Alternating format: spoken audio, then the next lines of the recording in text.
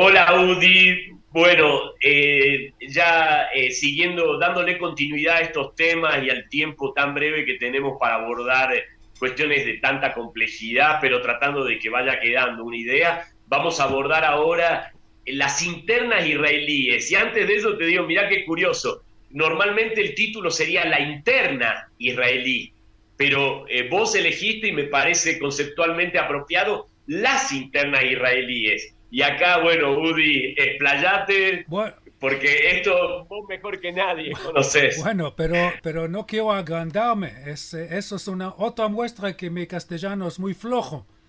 Porque yo en este momento no veo la diferencia entre las internas y la interna. O sea, las internas me refiero simplemente porque estoy traduciendo.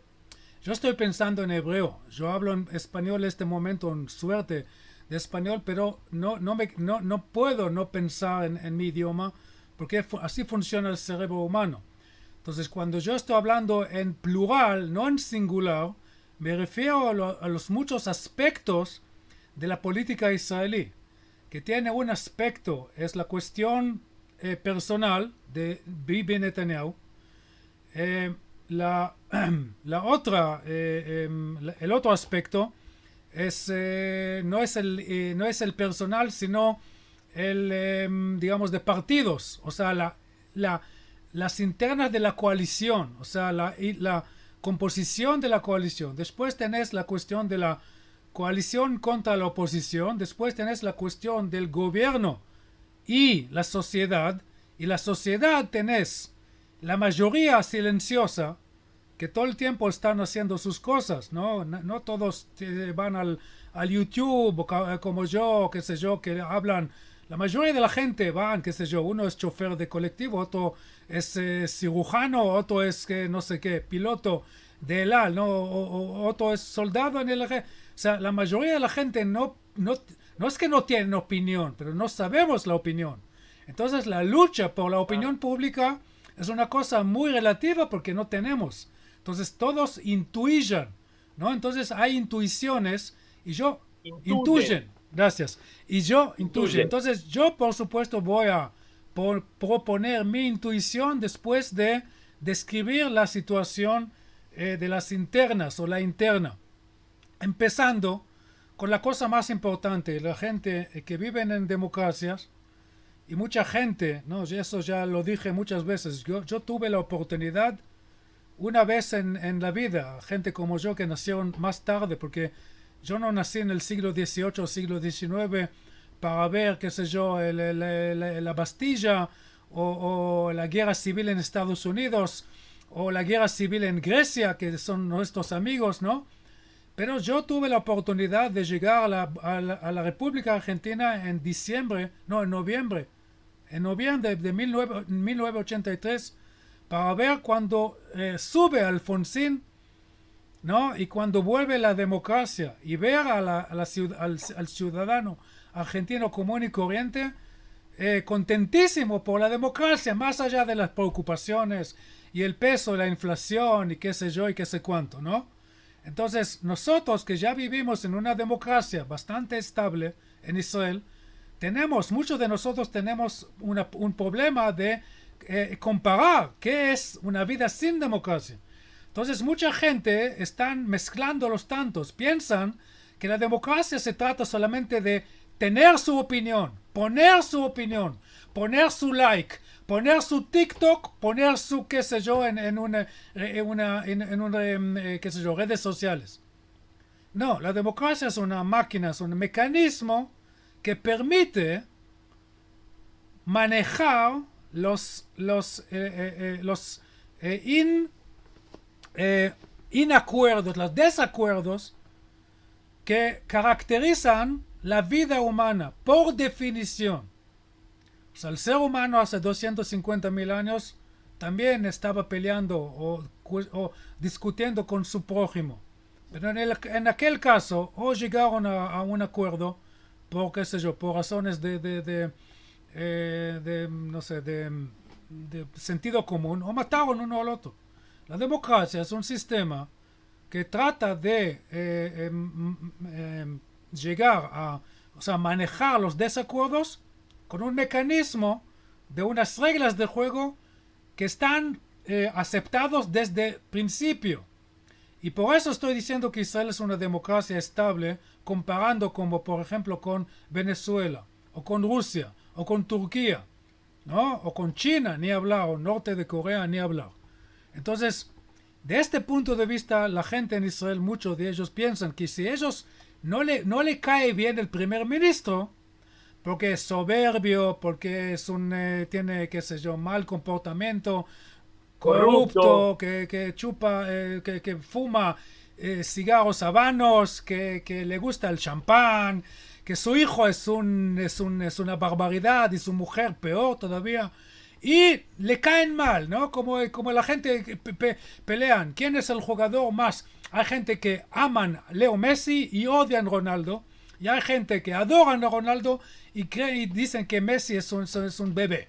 Entonces es cuestión de gusto. Entonces la gente mezcla los tantos como si tu pensamiento sobre el desgustando a Netanyahu tiene algo que ver con el hecho que él fue elegido legítimamente y que la única forma de reemplazarlo es a través de elecciones, salvo si él muere de un ataque de corazón o algo parecido, si lo asesinan.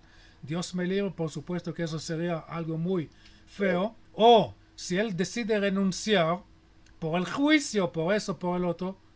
Por el hecho es que él no renuncia, no quiere renunciar más allá de lo que uno va a pensar que está mal. Qué lástima que tenemos un primer ministro que no entiende que tiene que renunciar. ¿Qué podemos hacer? Que el primer ministro piensa que él no tiene que renunciar. Y la única forma de reemplazarlo es a través de las elecciones. ¿Y cuándo vamos a tener elecciones? En el peor caso, en diciembre o noviembre de 2026. Hoy estamos en noviembre de 2024, es decir que faltan 2 años. Teóricamente, eso puede pasar mañana a la mañana, pero ya expliqué que mañana a la mañana tampoco es mañana a la mañana, porque mañana es viernes. Pero supongamos que en domingo cae el gobierno, y en el mismo domingo a la tarde el Parlamento sanciona una ley de las próximas elecciones. Las próximas elecciones van a tomar lugar en febrero. 90 Claro, días. 90 días. Y de ahí por lo menos una semana, para no decir 42 días, hasta que vamos a tener un nuevo gobierno. Y el nuevo gobierno, surprise, surprise, ¿no? Sorpresa, sorpresa, va a tener que enfrentar los verdaderos enemigos del Estado de Israel. Que es el régimen iraní, que es el Hezbollah, que es el Hamas, que es el presidente insoportable, Los Putin. claro, el Putin. Put, etc. Entonces, ¿de qué estamos hablando? Así que las internas, bien, por un lado, yo siempre estoy tratando de encontrar la cosa positiva en la cosa negativa y, claro, llamar a la cosa negativa cuando es negativa. Y por supuesto que no pesan lo mismo, que no es cuestión de 50 y 50, no es cuestión de la mitad más uno, como la hinchada de Boca, no. Es una cuestión en este caso que molesta a qué más. Y ahora voy a explicar. Yo, Antes de que, sí, sí, no, sí, no. perdón, antes que expliques, sí me gustaría que tengas presente lo siguiente como pregunta también, porque después vamos a abordar el tema de las elecciones de Estados Unidos y Trump, pero eso me gustaría tu análisis, Udi, aunque sea muy breve, de cómo el triunfo de Trump, teniendo en cuenta que recién va a asumir el 20 de enero, pero todas las consecuencias, cómo eso afecta justamente en Bibi Bueno, Netanyahu, justamente la relación que tienen ellos y los posibles candidatos, potenciales candidatos de la oposición que tienen posibilidad de enfrentarse a Netanyahu, también cómo están frente al futuro gobierno de bueno, Trump. eso ya es cuestión de futurismo, porque no sabemos exactamente lo que va a hacer Trump. Las simpatías En el próximo bloque vamos a hablar directamente de Trump y obviamente no voy a hablar de las internas de los Estados Unidos, sino de mi entendimiento como ciudadano israelí, qué significa el triunfo de Trump. Obviamente voy a decir lo que pienso sobre la sociedad americana, pero hasta ahí no más, porque no soy experto del tema, sé algunas cosas por ser historiador y tocar el tema, pero quiero volver con tu, Sí, José, ok, quiero volver al tema. Entonces, yo iba comparando el malo y el bueno. Y el malo y bueno es cuestión muy subjetivo en el caso de las internas israelíes, porque yo salgo de una base que salvo a algunos muy específicos, no voy a mencionar nombres igual, ustedes, o sea, el quien me está escuchando ahora, salvo si es un israelí, no va a conocer los nombres, así que no tiene importancia, pero salvo algunos que son realmente rayados, desubicados y malos, realmente una maldad, un auto-antisemitismo. Es un fenómeno que ya se dio para conocer en el siglo XIX. Judíos que han adaptado los conceptos de los antisemitas y han transformado a los peores antisemitas por sin supuesto. convertirse al cristianismo. No, no, no. No estoy hablando o al Sí, comunismo. Estoy hablando de judíos, que son judíos orgullosos y odian el hecho que no, orgullosos no son. Son judíos. Declarativamente son judíos. Pero bueno, salvo aquellos, yo tomo como un punto de partida que todos somos patriotas. Todos los israelíes, salvo aquellos malditos, quieren el bien del Estado. Ahora viene la cuestión. El Netanyahu, el gobierno de Netanyahu, ¿es una amenaza a este bien o no? Y y si es algo relativo, por un lado un poco de amenaza al futuro de Israel, por el otro lado menos, entonces, ¿cómo calculas la relación entre el mal y el bien? Hay gente, muchos israelíes, que dicen simplemente, sin en una forma inequivocada, Netanyahu y su gobierno es el peligro estratégico más importante para el futuro de Israel. Por la forma que él maneja la guerra, por la forma que él maneja la relación entre los ultraortodoxos y el resto de la sociedad. Por un lado, muchachos israelíes que hacen 310 días de reserva. Por el otro lado, una patota de parásitas, así lo dicen, que están chupando el dinero que ellos no lo producen, que casi no pagan impuestos. Y con eso, Netanyahu tiene coalición. Por eso ellos dicen, más allá, ellos pueden estar de acuerdo conmigo, que Teherán, que Hezbollah, que Hamas, etcétera, bien, todo bien, pero me dicen justamente, hay que hacer salir a las elecciones ya para cambiar el gobierno, porque este gobierno es una pesadilla. Y por el otro lado hay gente que dicen todo igual, pero al revés.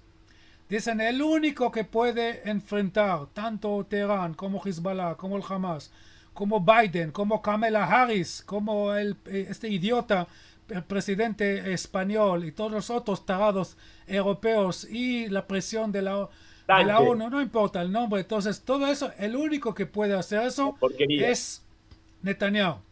Y el hecho que él depende para su coalición en una patota de vagos, de parásitas, de gente que no quieren participar y te explican que el verdadero judaísmo les prohíbe ser soldados, es una mentira total, que la Biblia está llena de preceptos clarísimos que bajo de estas circunstancias todos tienen que salir a la guerra. También una mujer que Por está supuesto. en la jupá, casándose, tiene que salir a luchar. Ni hablar de hombres que no hacen nada todo el día, ¿no? Entonces, ellos, Udi, y acá te están metiendo también una cuestión interna, eso, porque supuestamente uno de los temas importantes del problema que se fue el ministro de Defensa Galán es justamente el tema de los religiosos y la claro, convocatoria, o sea que te están metiendo un tema fundamental en la sí, interna. pero por el otro lado, ahora yo traté de describir los dos extremos, o sea, porque para mí los extremos son problemáticos. Me gusta. No, claro, claro, ¿a dónde se juntan en este caso? Apuntar a Netanyahu como el gran salvador, que no lo es, o el gran demonio, que tampoco es. Entonces la cuestión de Gallant, despidiendo de Gallant, eso según parece, porque no tenemos toda la información, hay que reconocerlo. Y la gente que hablan con demasiado, ¿cómo se dice? Certeza, convicción, convicción sobre el demencia. tema, están mintiendo porque no sabemos, no podemos saber no tenemos toda la información, no podemos por definición porque, La claro, certeza. No tenemos certeza. no tenemos toda la información para tener una certidumbre de dónde viene la despedida de Gallant, porque por un lado sabemos que eso ya va mucho, ya es cuestión de por lo menos 2 años, porque las internas del partido del Likud, que es el partido más importante, es como el caso de los peronistas, ¿no? O como los republicanos o los demócratas o los Labour en Inglaterra. Cuando tenés un partido grande, eso sirve para ganar las elecciones. Teniendo más fuerza del público, sos el partido más importante y vos tenés el placer de armar el gobierno. Pero paralelamente, el hecho que sos un partido grande significa que hay internas, hay conceptos totalmente opuestos a donde cuando todo está bien o relativamente bien, no pasa nada, pero cuando tenés una guerra con secuestrados, con soldados muertos, con boicot y con toda la porquería que estamos sufriendo, ahí las internas que tienen que ver con conceptos distintos, cómo tratar la guerra, ya son una cosa importante. Y yo calculo que esta despedida tiene que ver con eso, y no con el hecho que dicen la gente, ah, sí, que Netanyahu quiere la silla. Obviamente quiere la silla, igual como Ronaldo quiere la pelota. Igual como se llama el arquero de la selección argentina, Thibaut, Dibu, ¿no? Él quiere Dibu frenar. Martínez. Nadie dice Thibaut, pero Thibaut, deja a este francés que haga el gol. Es un muchacho joven, ¿por qué no lo deja? No, por definición, el atacante quiere la pelota para hacer un gol, el arquero quiere frenar la pelota y Netanyahu o Y el Churchill, el político quiere el político, poder. quiere el poder. La cuestión es para qué quiere el poder. Y esa es la cuestión. Ahora Netanyahu mismo tiene mucha responsabilidad por la incertidumbre, por digamos, nube de incertidumbre, porque él es un joker en manipular Claro. la opinión pública. Es obvio, pero para eso existen los historiadores, para poner las cosas, ¿no?, en una perspectiva. Por eso estoy diciendo que sí, Udi, ya estamos terminando nuestros Udi, 15. por eso estás Sí, diciendo, por eso estás diciendo, perdón, sí. Ah, me claro, decías que por eso por estás eso diciendo, estoy diciendo, ¿no?, que yo cuando hago todo el cálculo, y ya dije 80.000 veces que yo no soy el vaso de té, se dice en inglés, de Netanyahu, nunca voté su partido, me parece que es un muy mal primer ministro por otros motivos que son mucho más profundos, más allá de la guerra.